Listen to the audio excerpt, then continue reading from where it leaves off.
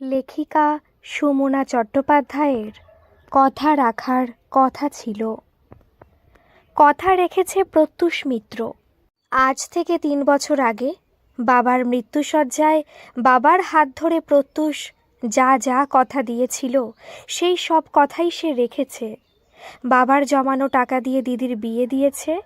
পাত্র অবশ্য স্থির হয়েছিল, মানে বাবা নিজেই স্থির করে গিয়েছিলেন দিদির বিয়েটা। পাত্র হলো বাবার বাল্য বন্ধুর ছেলে, সুদর্শন, সৎ, দায়িত্বশীল একজন কেন্দ্রীয় সরকারি কর্মচারী। বাবা বলেছিলেন, বিয়ে দিলেই মেয়ের প্রতি তার বাপের বাড়ির কর্তব্য শেষ হয়ে যায় না বাবা। বিয়ের প্রথম বছর দোলের তত্ত্ব পাঠাতে হবে। এরপর আছে জামাই ষষ্ঠী। প্রতি বছর এই দিনটিতে যাতে জামাই আদরের কোনো খামতি না হয় সেটা দেখার দায়িত্ব অবশ্যই তোমার। ফুলসজ্জার তত্ত্ব থেকে শুরু করে পুজোর তত্ত্ব সবগুলোই ভীষণ ইম্পর্ট্যান্ট। কেউ যেন না বলতে পারে মেয়েটার বাপ নেই তো তাই বাপের বাড়িতে তার কোনো আদরও নেই। প্রথম বাচ্চা যেন বাপের বাড়িতে হয়। মনে রেখো, মামার বাড়িতে মামার হাতে অন্নপ্রাশনের ভাত খাবে তোমার দিদির সন্তান। বলেই চিন্তিত মুখে সিগারেটে টান দিয়েছিলেন প্রত্যুষের বাবা। স্ট্রোক হবার আগের দিন রবিবার দুপুরে প্রত্যুষকে কথাগুলো বলেছিলেন তার বাবা মনোময় মিত্র। বাবা হঠাৎ চলে যাওয়ার কথা কেন বলছেন এটা প্রত্যুষকে খুব অবাক করেছিল। মনোময় বেশ শক্তপোক্ত। ট্যাঙ্কের জল গরম হয়ে গেছে বলে খানিক আগেই কুয়ো থেকে জল তুলে তিনি স্নান করেছেন। তারপর ভাত খেতে বসে ভাত একটু বেশি নরম হয়ে গেছে বলে অভিযোগ করেছেন। এমন কিছু বয়সও হয়নি বাবার। অবসর গ্রহণ করতে তখনও 1 বছর বাকি। যদিও বেসরকারি অফিসে রিটায়ারমেন্টের নির্দিষ্ট কোনো বয়স থাকে না। বাবার কাছেই কথাটা শুনেছে প্রত্যুষ। বাবা এই প্রসঙ্গ তুলেও আক্ষেপ করেছিলেন, এখনও একটা চাকরি জোটাতে পারলে না? টিউশনি করে যে কটা পয়সা পাও তাতে কি সচ্ছলতার সঙ্গে সংসার চালানো সম্ভব? বাবার মুখের উপর কথা বলে না প্রত্যুষ। সে এ যুগের ছেলেদের মতো নয়। আজকালকার ছেলেরা কেউ বাবা কাকা মামাকে দেখলে টেবিলের তলায় লুকিয়ে পড়ে না। গুরুজনদের সঙ্গে এখন ছেলেপুলেদের বন্ধুত্বের সম্পর্ক, কিন্তু তাদের বাড়িটা একদম আলাদা। যুগের হাওয়া তেমন লাগেনি। তার বাবা এবং কাকার যৌথ পরিবারে ফাটলও ধরেনি। কাকা অবশ্য আগেই চলে গেছেন। ছোট যাকে প্রত্যুষের মা ছোট বোনের মতো দেখেন, তাদের বাড়ির মেয়েরা এখনও ছেলেদের বেশ সমীহ করে চলে। আর সেটা নিয়ে মা কাকিমা অথবা দিদির মধ্যে কোনো হীনমন্যতা লক্ষ্য করেনি প্রত্যুষ। সম্পূর্ণ সুস্থ বাবাকে একবার অপলক দৃষ্টিতে দেখে প্রত্যুষ বলেছিল, আমি কথা দিচ্ছি বাবা, তোমার অবর্তমানে মা কাকিমা অথবা দিদির প্রতি কর্তব্যে কোনো ত্রুটি আমি করব না। কিন্তু তুমি এভাবে হঠাৎ চলে যাবার কথা বলছো কেন? সিগারেটের পোড়া টুকরোটা অ্যাশট্রেতে গুজে মনোময় গলা নামিয়ে বলেছিলেন, মা কাকিমার কথা যখন তুললেই তখন একটা কথা তোমায় বলি বাবা, শোনো। বিয়ের পর তুমি যখন এ বাড়িতে বউ নিয়ে আসবে তখন কোনো ব্যাপারে বৌমার সাথে তার শাশুড়িদের ঘিটিমিটি লাগতেই পারে। তোমার মায়ের সাথে কাকিমার ভাব ভালোবাসা আছে বলে বৌমার সাথেও মিলমিশ হবে এ কথা গ্যারান্টি দিয়ে বলা যায় না। কারণ তোমার কাকিমা 18 বছর বয়সে বিয়ে হয়ে এসেছিলেন, তোমার মা তাকে নিজের হাতে গড়ে পিটে নিয়েছেন। দুজনেরই জগৎ হলো এই 4 দেওয়ালের মধ্যে। কিন্তু তুমি যাকে বিয়ে করে নিয়ে আসবে সে যুগের আধুনিক শিক্ষিত মেয়ে হবে। সেজেগুজে সে অফিসে চাকরি করতেও বেরোতে পারে। তোমার মা কাকিমা হয়তো এটা ভালো চোখে দেখলেন না। মেয়েরাই যে মেয়েদের প্রধান শত্রু কথাটা তো পুরোপুরি অসত্য নয়। আমি দেখেছি মেয়েরা মেয়েদের উন্নতি ঠিক ভালো চোখে দেখে না, আর সেই সুযোগই পুরুষরা নেয়। অতি প্রাচীনকালে মেয়ে পুরুষ সমান ছিল। মেয়েদের নিজেদের মধ্যে হিংসাহিংসি আছে বলেই সেই সুযোগ নিয়েই পুরুষরা মেয়েদের তাবে রাখে। আবার পুরুষ শাসিত সমাজে মেয়েদের সমানাধিকার নেই বলে পুরুষদের দোষারোপ করতেও ছাড়ে না। ঠিক সেভাবেই চরম অশান্তি করে সংসার আলাদা করতে বাধ্য করে। মা আর স্ত্রীর মধ্যে পড়ে পুরুষ মানুষের অবস্থা তখন স্যান্ডউইচের মতো হয়। বৃদ্ধা মা কাকিমা ঠাঁই হয় বৃদ্ধাশ্রমে। কিন্তু আমি চাই তুমি সবাইকে নিয়ে মিলেমিশে থাকো। কিভাবে সব দিক ব্যালেন্স করবে সেটা তোমাকেই ঠিক করতে হবে। প্রত্যুষ ভাবে, মানুষ কি মৃত্যুর কথা আগাম কিছু টের পায়? নইলে স্ট্রোক হবার মাত্র 20 ঘন্টা আগে বাবা এসব বলবেন কেন? পরদিন বিকেলে একটা বাড়িতে টিউশন পড়াতে গিয়েছিল প্রত্যুষ। টিউশন পড়িয়ে ফেরার সময় দেখা করার কথা ছিল রূপসার সাথে, কিন্তু সেই কথা প্রত্যুষ রাখতে পারেনি। এমনকি ফোন করে রূপসাকে কথাটা জানাতে অবধি প্রত্যুষ ভুলে মেরে দিয়েছিল। সবেমাত্র ছাত্রের অঙ্কের খাতা খুলেছে প্রত্যুষ। বাবার অফিসের সহকর্মী সুধীর চক্রবর্তী ফোন করে তাকে বলেছিলেন, আপনি কি মনোময় মিত্রের ছেলে প্রত্যুষ বলছেন? বাবার ফোনে অন্য লোকের অচেনা কণ্ঠস্বর শুনে প্রত্যুষ ঘাবড়ে গিয়েছিল। হ্যাঁ, আমি ওনার ছেলে প্রত্যুষ। বাবা কোথায়? ওনার স্ট্রোক হয়েছে, বাথরুমের মধ্যেই। যাই হোক, পিজি হাসপাতালে মনোময় বাবুকে ভর্তি করা হয়েছে। যত শীঘ্র আসতে পারেন চলে আসুন। প্রত্যুষ তড়িঘড়ি বেরিয়ে পড়েছিল, ছুটে গিয়েছিল হাসপাতালে। হাসপাতালে গিয়ে প্রত্যুষ দেখেছিল বাবা বিছানায় শুয়ে কলকল করে ঘামছেন। নার্স বারবার সতর্ক করেছিল, কথা বলবেন না, কিন্তু প্রত্যুষ বুঝতে পারছিল বাবা তার মুখ থেকে কিছু একটা শোনার জন্য প্রাণপণ অপেক্ষা করছেন। তাই প্রত্যুষ কাল বিলম্ব না করে ঝট করে বাবার হাত ধরে বলেছিল, কালকের সব কথা আমার মনে আছে বাবা, তোমাকে কথা দিলাম বাবা, এর কোনো অন্যথা হবে না। মনোময় তার কথা শুনতে পেয়েছিল কিনা প্রত্যুষ জানে না, তবে প্রত্যুষের কথা শেষ হবার প্রায় সাথে সাথেই বিন্দু বিন্দু ঘামের প্রবাহে মনোময়ের হৃৎস্পন্দন শেষবারের মতো থমকে থেমে গিয়েছিল। বাবা চলে যাবার ঘটনাটা বিশ্বাস করতে পারছিল না প্রত্যুষ। মানুষটা গতকাল তাকে এত কথা বলেছে, আর তার পরদিনই কিনা তিনি নেই। এতগুলো মানুষের দায়িত্বভার এখন তার ঘাড়ে, মা, কাকিমা আর দিদি, সম্বল বলতে কয়েকটা মাত্র টিউশনি। বাবার অফিসের ছোটবাবুর সঙ্গে কথা বলবে প্রত্যুষ। বাবা এর আগেও ছোটবাবুকে প্রত্যুষের চাকরির জন্য অনুরোধ করেছিল, কিন্তু সেখানে মাইনে ভীষণ কম, তার উপরে চাকরির কোনো স্থিরতা নেই। ঠিক বাবার এই মৃত্যুটার মতো। যদি বলে দেয়, কাল থেকে তোমাকে আর আমাদের কোনো প্রয়োজন নেই, তাহলে সব পরিশ্রমের সেখানেই সমাপ্তি। পরিশ্রম বলে পরিশ্রম, সকাল 9:30 থেকে শুরু করে রাত 8টা পর্যন্ত কাজ করতে হয়। প্রত্যুষের বাড়ি দক্ষিণেশ্বর, বাবার কর্মস্থল অফিস পাড়ায়। সকাল 8:30 নাগাদ বেরিয়ে এক একদিন রাত 9টা 9:30টায় বাড়ি ফিরতেন বাবা। টিফিন খাবার পর্যন্ত তিনি সময় পেতেন না কোনো দিন। অর্ধেক টিফিন নিয়ে বাড়ি ফিরে আসতেন, মাকে বলতেন, খাবার সময় পাইনি গো। এতটা পরিশ্রম করতেন তিনি, তাই হয়তো শরীরে সইল না। বাবা যখন চাকরিতে ঢুকেছিলেন সেই 90 সালের আগে, তখন তো আর কম্পিউটার আসেনি, কিন্তু 2000 সাল নাগাদ অফিসে যখন কম্পিউটার এলো, সেই নতুন যন্ত্রটিকে বাগে আনতে মনোময়কে অগাধ পরিশ্রম করতে হয়েছিল। প্রত্যুষ তখন ছোট। বাবার চিন্তিত মুখ দেখে প্রত্যুষ ভাবত, কবে সে বড় হবে, বাবাকে বলবে সব ছেড়ে ছুড়ে দিয়ে বিশ্রাম নিতে। এদিকে বেলা গড়িয়ে প্রত্যুষ বিএসসি পাশ করে গেল, তবু বাবাকে আর কথাটা বলা হলো না। প্রত্যুষ দীর্ঘ নিঃশ্বাস ফেলে পকেট থেকে ফোন বের করতেই দেখল 3টে মিসড কল। রূপসা ফোন করেছে বারবার। ইস, ওই পেয়ারা গাছটার কাছে কতক্ষণ দাঁড়িয়েছিল রূপসা। মিসড কলগুলো যখন এসেছে তখন সে হাসপাতালে পৌঁছে গেছে। হাসপাতালে ঢোকার আগে ফোনটা সাইলেন্ট করেছিল প্রত্যুষ, তাই শুনতে পায়নি। কিন্তু রূপসার কথা সে ভুলেই বা গেল কোন আক্কেলে। একই মেয়েটা ওভাবে রাস্তায় দেখা করতে ভয় পায়, তার উপর খামোখা কতক্ষণ কে জানে দাঁড়িয়েছিল রূপসা। অপেক্ষা করে চলে গেছে নিশ্চয়ই। প্রত্যুষ ভাবল, বাবার মৃত্যু সংবাদটা কি এখনই জানিয়ে দেবে রূপসাকে? প্রত্যুষ টাইপ করল, ফাদার এক্সপায়ার্ড। মাকে অথবা দিদিকেও তো জানানো দরকার, কিন্তু কিভাবে জানাবে এই মর্মান্তিক দুঃসংবাদ? প্রত্যুষের খুব সিগারেট খেতে ইচ্ছে করছিল। এই সময় এরকম একটা ভাবনা যে তার মাথায় এসেছে, এটা ভেবে নিজের প্রতি তার ঘৃণা হচ্ছিল। এই পরিস্থিতিতে টেনশনে মাথা ঘুরছিল প্রত্যুষের। এরকম হলেই তার সিগারেট খেতে ইচ্ছে করে। রূপসা যখন তাকে বলে, আর 1 বছর পরে যে আমার মাস্টার্স কমপ্লিট হচ্ছে, আর কিভাবে সম্বন্ধ দেখা ঠেকিয়ে রাখবো বলতে পারো? কতজনকে কি অজুহাত দেখিয়ে রিজেক্ট করব আমি? তখন প্রত্যুষ বলে, তাহলে ভুলে যাও আমাকে। কিন্তু কথাটা বলেই কেমন একটা অসহায়তা কাজ করে প্রত্যুষের মধ্যে।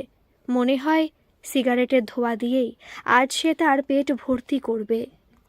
রূপসার হাত ধরে একদিন শুধু তার হাতে চুমু খেয়েছিল প্রত্যুষ। প্রত্যুষ সেদিন সন্ধ্যায় হাঁটতে হাঁটতে রূপসার হাত ধরে বলেছিল, আমার এক বন্ধু কাছেই ফ্ল্যাট কিনেছে, ছোট ফ্ল্যাট, স্কুলের বন্ধু। এখানে মামার বাড়ি থেকে লেখাপড়া করেছে। বেলুড়ের একটা কারখানায় চাকরি পেয়েছে।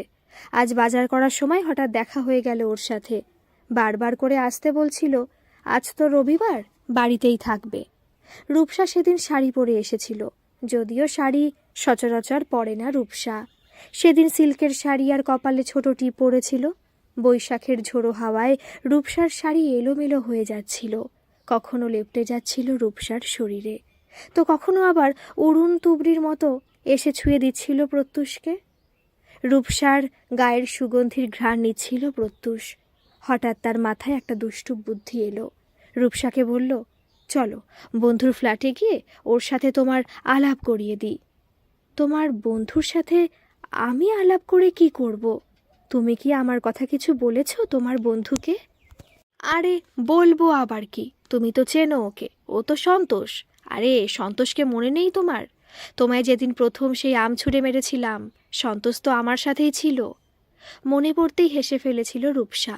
ও বাবা, ওই ছেলেটা? না না বাবা, ওর বাড়িতে আমি যাব না। আবার কি একটা কথার সূত্র ধরে আমাকে 5 কথা শুনিয়ে দেবে? কাঁচা আম রূপসার গায়ে ছুঁড়ে মেরেছিল প্রত্যুষ। তখন প্রত্যুষ 12-এ পড়ে আর রূপসার ক্লাস 10। স্কুলে যাতায়াতের পথে প্রায় রূপসাকে দেখত প্রত্যুষ। এতগুলো মেয়ের মাঝখানে কেন যে প্রত্যুষের শুধু রূপসাকেই ভালো লেগেছিল সে কথা প্রত্যুষ নিজেও জানে না। রূপসার মাই তাকে স্কুলে পৌঁছতে আসতো। সবে সবেই একা আসার ছাড়পত্র পেয়েছিল রূপসা। প্রত্যুষ দেখত মায়ের সাথে যখন রূপসা আসতো তখনও সারা রাস্তা বকবক করতে করতে আসতো।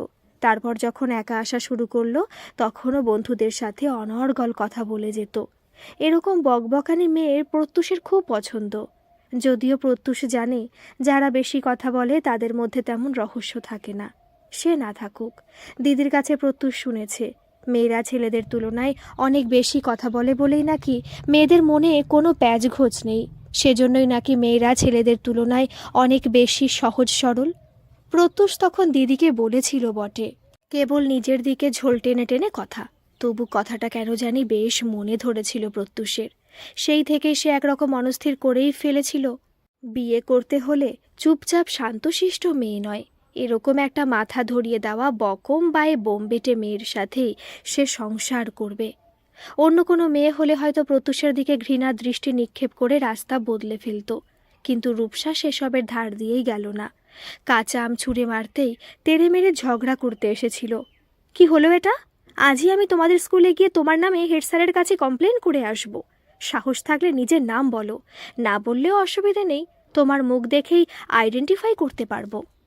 প্রত্যুষ কিছু বলার আগে সন্তোষ বলেছিল, ওর নাম প্রত্যুষ, কিন্তু ওর সম্পর্কে তোমার অভিযোগটা কি শুনি? বাহ, এইমাত্র ও কাঁচা আম ছুঁড়ে মারলো আমাকে, আবার জিজ্ঞাসা করছো কি করেছে? তোমরা তো দারুণ সাংঘাতিক। মোটেই না, আমরা খুব ভালো ছেলে, একটু পরোপকারী, এই যা। আজকাল তো যেচে উপকার করলেই দোষ হয়ে যায়। তার মানে? মানেটা তো যাকে বলে জলবৎ তরলং। তুমি আর তোমার বন্ধুরা মিলে কাল লাফিয়ে লাফিয়ে আম পাড়ার 1000 চেষ্টা করেও নাগাল পাওনি। পরিশ্রমটাই সার হয়েছিল, তাই এটা ছুঁড়ে দিয়ে তোমাকে উপহার দিলাম। যদি চাও আরও কয়েকখানা দেব। এই গরমে বাড়িতে গিয়ে কাঁচা আম পোড়ার শরবত বানিয়ে খেও। রূপসার বন্ধুরা একটু দূরেই দাঁড়িয়েছিল। একজন জ্ঞানদায়িনী বললেন, চলে আয় রূপু, এসব ফালতু ছেলেদের সঙ্গে যত কথা বলবি খামোখা সময় নষ্ট হবে। রূপসার মুখ তখন রাগে লাল হয়ে উঠেছিল। রাস্তা থেকে একটা ঢিল কুড়িয়ে নিয়ে রূপসা বলেছিল, আমি এটা দেখাবো হেড স্যারকে, বলবো আমাকে তোমরা ঢিল ছুঁড়ে মেরেছ। এইবার প্রত্যুষ ভয় পেয়েছিল। নিজেকে বাঁচানোর চেষ্টা করে সবটুকু মানসিক শক্তি জড়ো করে বলেছিল, তুমি তো খুব মিথ্যেবাদী মেয়ে। তোমার তো এক্ষুনি গাছের কাছে গিয়ে ক্ষমা চাওয়া উচিত। গাছের কাছে তো তোমার ক্ষমা চাওয়া উচিত না। আমি আবার এমন কি দোষ করলাম? একজনকে তার হাতে গাছের ফল না দিয়ে ছুঁড়ে মেরেছি, এই তো। কিন্তু তুমি তো ওই ছোট্ট ফলটাকে ঢিল বানিয়ে দিয়ে গাছের ফলকে অপমান করলে। প্রত্যুষের বলার ভঙ্গি দেখে নিমেষে রূপসার রাগ গলে জল হয়ে গিয়েছিল। হাসতে হাসতে বলেছিল, তুমি তো বেশ ওস্তাদ ছেলে, খুব যুক্তি দিয়ে কথা বলতে পারো তো। হাইকোর্টের উকিলের মেয়েকেই একেবারে পরাস্ত করে ছাড়লে। এরপরে প্রত্যুষের সাথে রূপসার ভাব হয়ে গিয়েছিল। প্রত্যুষ বলেছিল, আমায় কথা দেবে রূপসা, তুমি কখনো আমার মনে কষ্ট দেবে না। রূপসা গম্ভীর হয়ে বলেছিল, এত কঠিন প্রতিশ্রুতি করতে হবে আমায়? তাহলে তোমাকেও আমায় একটা কথা দিতে হবে। প্রত্যুষের প্রায়ই মনে হয় জড়িয়ে ধরে রূপসার বুকের খাঁজে মুখ ডুবিয়ে সবটুকু ঘ্রাণ সে শুষে নেয়। কিন্তু রূপসাকে কথা দিয়েছে প্রত্যুষ, বিয়ের আগে সে রূপসার শরীর স্পর্শ করবে না। প্রত্যুষের কেবলই মনে হয় আদৌ কোনোদিন সে রূপসার গায়ের গন্ধ মেখে নিজেকে পবিত্র করতে পারবে তো।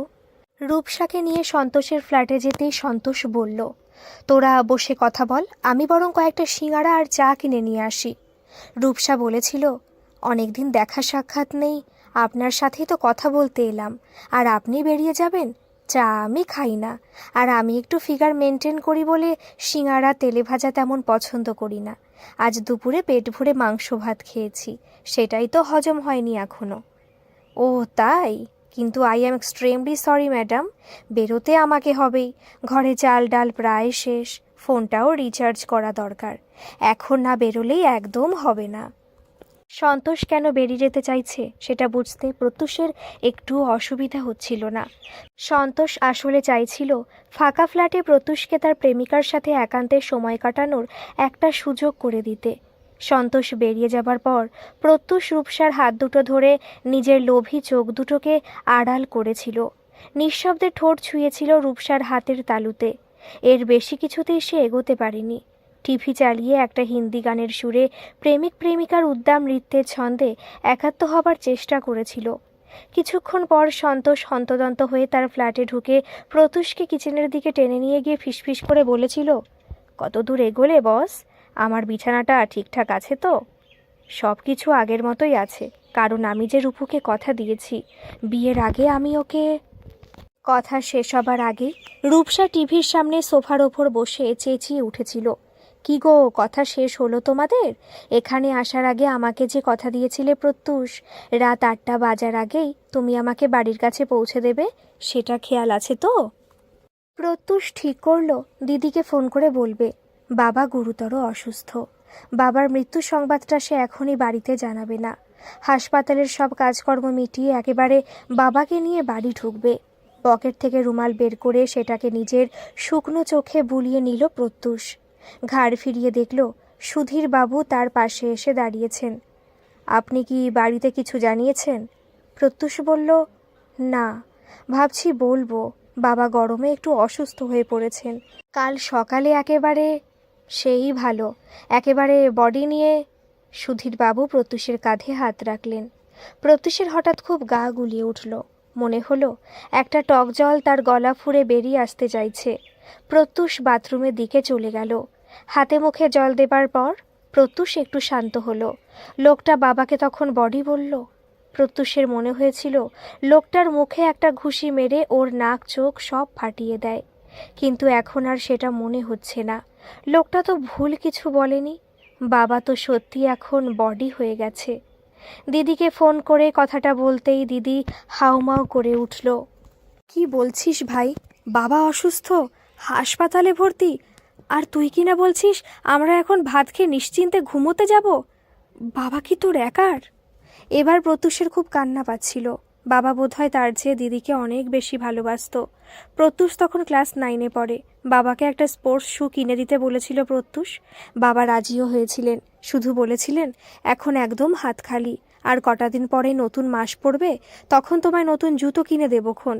অথচ পরের দিনই দিদি যেই এসে বলেছিল, বাবা সরস্বতী পুজোয় এবার একটা নতুন বাসন্তী রঙের শাড়ি কিনে দেবে, স্কুলে পরে যাব। বাবা তখন কোনো দ্বিরুক্তি না করে সঙ্গে সঙ্গে বলেছিলেন, অবশ্যই এনে দেব মা। প্রত্যুষের তখন খুব হিংসে হয়েছিল। দিদিকে বলেছিল, কেন বাবার ওপর চাপ দিচ্ছিস তুই? বাবা এত টাকা কোথায় পাবে? বাবা নিশ্চয়ই শ্যামলদার দোকান থেকে ইনস্টলমেন্টে শাড়ি কিনবে। এক্সট্রা একটা বোঝা চাপালি তো তুই বাবার ঘাড়ে। তোর কি হলুদ রঙের কোনো শাড়ি নেই? তোর না থাকলে কাকিমার কাছ থেকে নিয়ে পড়। এই তো কদিন আগে কাকু একটা হলুদ রঙের শাড়ি নিয়ে এসেছে। দিদি বলেছিল, ইস, কাকিমা ওটা বাড়িতে কতবার পরেছে বলতো? নতুন শাড়ি পরে না গেলে বন্ধুরা আমাকে নিয়ে হাসাহাসি করবে না? তবে এটা তুই ঠিক বলেছিস, বাবার ওপর খুব চাপ হয়ে যাবে। বলেই বাবাকে নিষেধ করতে দিদি ছুটেছিল বাবার কাছে। কিন্তু বাবা বলেছিলেন, সে কথা বললে কি হয় মা? তুমি যখন একবার মুখ ফুটে আমার কাছে চেয়েছো আর আমি তোমায় কথা দিয়েছি, তখন শাড়িটা আমাকে আনতে হবেই। বাবা দিদিকে জড়িয়ে ধরেছিল। তুমি আমায় এত ভালোবাসো বাবা? বাবা এতটাই ভালোবাসতেন দিদিকে, মাছের মুড়ো দুধের স্বর বাবা তুলে দিতেন দিদির পাতে। বলতেন, মেয়ে মানুষ হয়ে জন্মেছে, কে জানে কোথায় গিয়ে পড়বে, সেখানে তার সুখ সুবিধের কথা ভাবার মানুষ থাকবে কিনা। যতদিন বাপের কাছে আছে সে কটা দিন হাসি মুখে একটু ভোগে সুখে থাকুক। প্রত্যুষ ফোনে দিদির কান্নার শব্দ শুনতে পেল। দিদিকে সান্ত্বনা দেবার কোনো চেষ্টা প্রত্যুষ করল না, শুধু কোমল স্বরে বলল, দেখ দিদি, আমি বাইরেটা সামলাচ্ছি, ভগবানকে ডাক, সব ঠিক হয়ে যাবে। এখানে আমার সাথে বাবার দুজন সহকর্মী আছেন, তোর দায়িত্ব হলো বাড়িতে মা আর কাকিমাকে সামলে রাখা। এটা কিন্তু আরও বেশি কঠিন দায়িত্ব। দিদি কান্না থামিয়ে চাপা গলায় বলল, ঠিক আছে, আমি এখন রাখছি, কাকিমা আসছে। ফোন ডিসকানেক্ট হবার পূর্ব মুহূর্তে কাকিমার গলা পেল প্রত্যুষ। এই মনা, কি হয়েছে রে? ফোন কেটে গেল। বাবা কাকিমাকে অত্যন্ত স্নেহ করতেন। কাকু যখন খুব রেগে গিয়ে কাকিমার ওপর আস্ফালন করতেন, তখন বাবা কাকুকে বলতেন, কি হচ্ছে কি শুভ, মনে রাখিস আমি এখনও বেঁচে আছি। দুবার মিসক্যারেজ হয়েছিল কাকিমার। প্রত্যুষ তখন বেশ ছোট, ভাষা ভাষা কথাগুলো কানে এসেছিল। প্রথমবার বোধহয় বাথরুমে কাপড় কাচার সময় মাথা ঘুরে গিয়েছিল কাকিমার। মা বলেছিল কাকিমাকে, তুই রেখে দে পুষ্প, আমি কেচে দেবো খন। কাকিমা কিছুতেই শোনেনি, বলেছিল, তুমি আর কত করবে দিদি, তাছাড়া তোমার বাচ্চা হবার আগে তুমিও তো এসব কাজ করতে, তাই না? আমি আর কোথায় করতাম বল? তাহলে কে করতো? সব জামা কাপড় তোর দাদাই কাচতো। তার নিজেরটুকু শুধু নয়, আমার সায়া ব্লাউজটাও উনি নিজের হাতে কেচে দিতেন।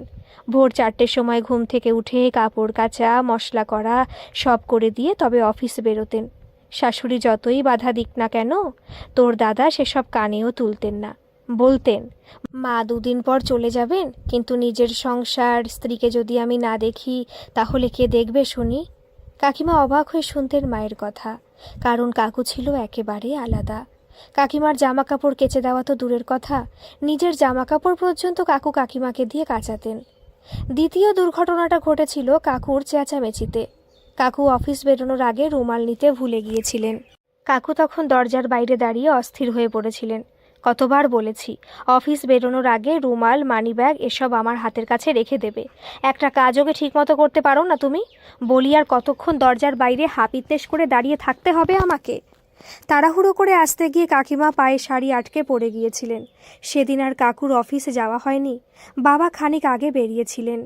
ফিরে আসতে হয়েছিল তাকেও। পাড়ার মন্টুদা ছুটতে ছুটতে গিয়ে বাবাকে খবর দিয়েছিল। হাসপাতালে ডাক্তারবাবু বলেছিলেন, কাকিমা আর কোনোদিন মা হতে পারবে না। কিন্তু ডাক্তারবাবুর কথাটা বোধহয় সবটুকু সত্যি নয়। কাকিমা যে প্রত্যুষের মা হয়ে উঠেছিল। কাকিমা যখন বিয়ে হয়ে এই বাড়িতে এসেছিল, তখন প্রত্যুষের বয়স মাত্র 2 বছর, দিদির তখন 4। 2টো বাচ্চা সামলাতে গিয়ে প্রত্যুষের মা ভয়ানক হিমশিম খেতেন।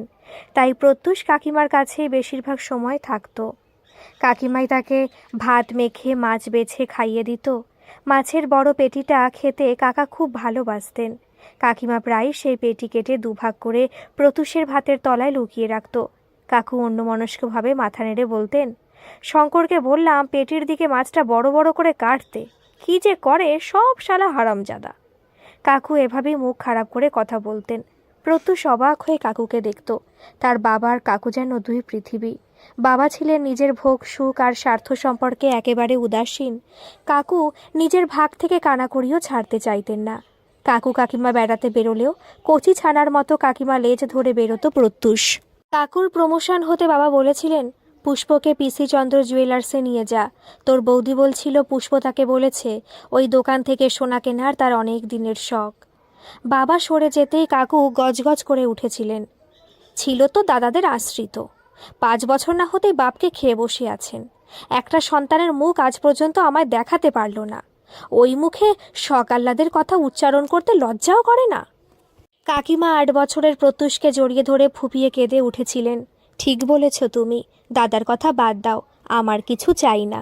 কাকু বাবার কথা ফেলতে পারতেন না। চোখ পিটপিট করে বলেছিল, ঠিক আছে ঠিক আছে, আর নাকে কাটতে হবে না।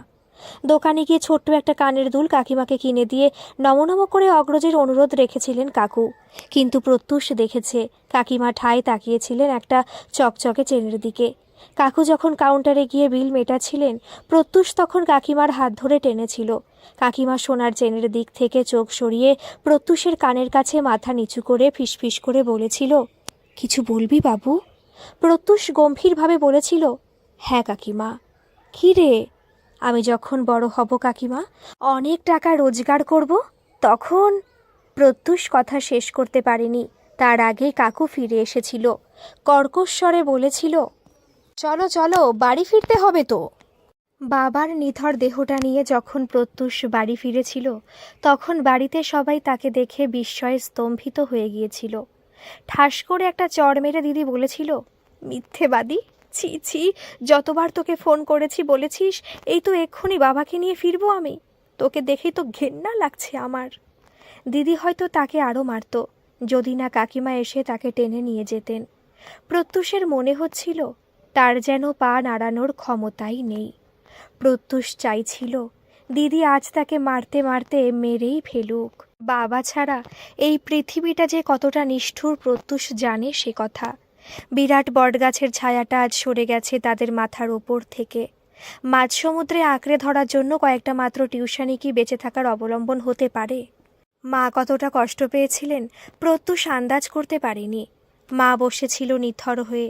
বাবাকে দাহ করে ফিরে আসার পরও মাকে একইভাবে বসে থাকতে দেখে প্রত্যুষ বলেছিল, একটু কাঁদবে মা? মা বলেছিলেন, কাঁদছি তো বাবা, তোরা দেখতে পাচ্ছিস না, বুকের ভেতর কি যেন একটা জমাট বেঁধে আছে জানিস। মনে হয় ভয়। বিশ্বাস করার মতো এ জীবনে যে আর একটা মানুষও আমার থাকলো না। প্রত্যুষ বলল, তুমি আমাকে ভুল বুঝো না মা, দিদির মতো। তখন ওই কথাটা ছাড়া আর যে কিছু আমার মাথাতেই আসেনি। কাকিমাকে দেখে সেদিন মনে হচ্ছিল তিনি যেন আজ আবার নতুন করে পিতৃহীন হলেন। অসহায়ের মতো প্রত্যুষের মুখের দিকে তাকিয়ে কি যেন খুঁজছিলেন। কাকু মারা যাবার পর প্রত্যুষ বলেছিল, ভয় পেও না কাকিমা, তোমার ছেলে আছে। আজ আরেকবার এই কথাটা বলবে কিনা ঠিক করতে না পেরে প্রত্যুষ বোবার মতো বসে রইল। সময়ের সাথে সাথে শোক স্তিমিত হয়, জীবনের দাবি নিয়ে এগিয়ে যায় মানুষ। মানসিক স্থিতি ফিরে আসে ঠিকই, কিন্তু তবু কোথায় যেন একটা তাল কেটে যায়। বছর দেড়েক পর দিদির বিয়ের দিন এই কথাটা বারবার প্রত্যুষকে আঘাত করেছিল। দিদির বিয়ের গয়না বাবা আগেই সব গুছিয়ে রেখে গিয়েছিলেন, এমনকি বিয়ের বেনারসি, বরের কাশ্মীরি শাল, আংটি, বোতাম সব কিছুই প্রস্তুত ছিল। মা বলেছিলেন, বেশি টাকা পয়সা নষ্ট করিস না বাবু, ওই টাকার সুদে তো আমাদের চলতে হবে। বাবার অফিস থেকে পাওনা টাকার প্রায় সবটাই প্রত্যুষ মায়ের নামে ফিক্সড ডিপোজিট করে দিয়েছিল। অল্প কিছু টাকা বিয়ের জন্য সরিয়ে রেখেছিল প্রত্যুষ। মা তেমনটাই বলেছিলেন, শুধু বরযাত্রীদের ভালো করে খাওয়ালেই তো হলো। কিন্তু কাকিমা কিছুতেই শোনেননি। জোর করে নিজের একটা ফিক্সড ডিপোজিট ভাঙিয়ে প্রত্যুষের হাতে 1 লাখ টাকা দিয়েছিলেন। বলেছিলেন, বাবাকে তো বড় হয়ে দেখিনি বাবু, বাবার স্নেহ ভালোবাসা যে কেমন হয় তা বোধহয় ওই মানুষটার থেকেই জেনেছিলাম। মেয়ের বিয়ে নিয়ে দাদার মনে অনেক স্বপ্ন ছিল রে, তুই আর অমত করিস না, জাঁকজমক করেই তুই মনার বিয়েটা দে। দিদির ফুলসজ্জার তত্ত্ব দেখে মায়ের সন্দেহ হলো। চোয়াল শক্ত করে প্রত্যুষকে বলল, কী রে, তোকে যে বলেছিলাম বেশি আয়োজন করার দরকার নেই, উনি আজ নেই বলে সংসারে আমার কথার কি কোনো গুরুত্ব নেই? কাকিমা এসে প্রত্যুষকে তখন বাঁচিয়ে দিয়েছিল। কি যে বলো দিদি, এই সংসারে তোমার কথাই হলো শেষ কথা, কিন্তু দাদা তো ওই নামেই চলে গেছেন। আসলে তো তিনি যাননি আমাদের ছেড়ে, তাই মনার বিয়ে নিয়ে দাদার যে স্বপ্ন ছিল তিনি নিজেই দুম করে তার ব্যবস্থা করে ফেললেন। প্রত্যুষের মা বলেছিলেন, তোর কি মাথা খারাপ হয়ে গেছে ছোট? তোর দাদা যে আর নেই, এই কঠিন বাস্তবটা বোঝার চেষ্টা কর। কাকিমা বললেন, তিনি আছেন গো দিদি, তিনি আছেন। এই সংসারের সবটুকু দায়িত্ব পালন না করা পর্যন্ত তিনি যাবেন কোথায়? না, এটা ঠিক, তিনি সশরীরে হাঁকডাক করে ঘন্টায় ঘন্টায় চা দাও বলে আমাদের ব্যতিব্যস্ত করছেন না। কিন্তু তার আশীর্বাদ না থাকলে মনার বিয়ের ঠিক মুখে মুখে প্রত্যুষ লটারি পেত, তুমিই বলো। মায়ের চোখে অবিশ্বাসের দৃষ্টি। বিড়বিড় করে বললেন, লটারি পেয়েছিস তুই? কই, আমাকে কিছু বলিসনি তো? প্রত্যুষের বুকের ভেতর কি যেন একটা ঝনঝন শব্দ করে টুকরো টুকরো হয়ে ভেঙে পড়ছে। মায়ের চোখের ধারালো দৃষ্টির হাত থেকে পালাতে চাইছিল প্রত্যুষ। মায়ের আর দিদির বিশ্বাস তো অনেকদিন আগেই হারিয়েছে প্রত্যুষ। এটা কি সুদূর ভবিষ্যতে কাকিমার কাছে করা কোনো প্রতিশ্রুতিভঙ্গের শব্দ পেল প্রত্যুষ? কাকিমা টাকাটা দেবার সময় প্রত্যুষে যে কথা দিয়েছে, এই টাকা প্রত্যুষ ঠিক একদিন ফিরিয়ে দেবে কাকিমাকে, ঠিক দেবে, চাকরি পেলেই দেবে। কিন্তু চাকরি কি হাতের মোয়া? নাকি সত্যিই লটারি পাবার মতোই বাবাই কোনো অলৌকিক কৌশলে প্রত্যুষের চাকরির ব্যবস্থা করবেন? প্রত্যুষ প্রাণপণে জেনারেল নলেজ মুখস্থ করে আর ভাবে, সত্যি কি কোনোদিন চাকরি পাবে সে, নাকি এই বই মুখস্থ করতে করতেই পাগল হয়ে যাবে বঙ্কুদার মতো। বঙ্কুদা ছিল ব্রিলিয়ান্ট স্টুডেন্ট, কিন্তু তবু কিছুতেই একটাও পরীক্ষায় পাশ করতে পারল না। বঙ্কুদা এখন রাস্তায় ওত পেতে বসে থাকে। পথ চলতি কোনো মানুষ দেখলে জিজ্ঞাসা করে, সচিন তেন্ডুলকর লন্ডনে গিয়ে কোন ক্লাবের হয়ে ক্রিকেট খেলেছিলেন, অথবা বার্নার্ড শয়ের কোনো লেখা নিয়ে খুলে বসে তার জ্ঞান ভাণ্ডার, কিংবা নালন্দা বিশ্ববিদ্যালয় কত খ্রিস্টাব্দে প্রতিষ্ঠিত হয়েছিল, কে আবিষ্কার করেছিলেন দুধের জল মাপার যন্ত্র। বঙ্কুদার পাশ দিয়ে একদিন হেঁটে যাচ্ছিল প্রত্যুষ। তার হাত ধরা ছিল রূপসার হাতে। মুখে থুতু তুলে অদ্ভুত ভঙ্গি করে হাসছিল বঙ্কুদা। রূপসা কেঁপে উঠতেই প্রত্যুষ বলেছিল, আরে ছাড়ো তো, পাগলে কি না বলে। মুখে একথা বলেছিল বটে, কিন্তু ভেতরে ভেতরে প্রত্যুষ নিজেও একটা কাঁপুনি টের পেয়েছিল। রূপসার বাবা এখন আর কোর্টের সওয়াল করতে যান না। রূপসার বাবা এখন প্রায় সময় বিছানায় শুয়ে থাকেন। কথা বললেও কিছু বোঝা যায় না। প্রত্যুষ দেখতে গিয়েছিল একদিন। বিছানায় শোয়া এককালের সেই রাশভারী মানুষটাকে কেমন যেন অচেনা লাগে প্রত্যুষের। রূপসার বাবা রুদ্রদাসের হাত ধরে প্রত্যুষ কথা দিয়েছিল, চিন্তা করবেন না কাকাবাবু, রূপসার সব দায়িত্ব আমার। কথাটা বলেই তার মাথা ঝিমঝিম করছিল। এখন ঘুরতে বেরোলে তারা যখন রাস্তায় দাঁড়িয়ে ফুচকা খায়, তখন অধিকাংশ দিনই ফুচকাওয়ালাকে সেই দাম মেটায় রূপসা। রূপসার বাবা সম্বন্ধ দেখেছিলেন অনেক, কিন্তু কোনো না কোনো ছুতো করে রূপসা প্রত্যেকেই নাকচ করেছে। গঙ্গার ধারে বসে রূপসার উড়ে আসা চুলের গুচ্ছ তার কানের পাশে গুজে দিতে দিতে প্রত্যুষ বলেছিল, আমাকে দেওয়া কথা রাখতে গিয়ে তুমি কিন্তু ফেঁসে গেলে রূপসা। রূপসার হাসি আজও তানপুরার মতোই মধুর সুরে বাজে। রূপসা হাসতে হাসতে বলে, সে আর বলতে, কত ভালো বিয়ে হতে পারতো আমার বলো তো। কোনো কলেজের প্রফেসর, ব্যাংকের ম্যানেজার, নিদেন পক্ষে কোনো জজ সাহেবের সাথে বিয়ে হতেই পারতো আমার। প্রত্যুষের বুকের বাঁ পাশে অভিমান জমাট বাঁধে।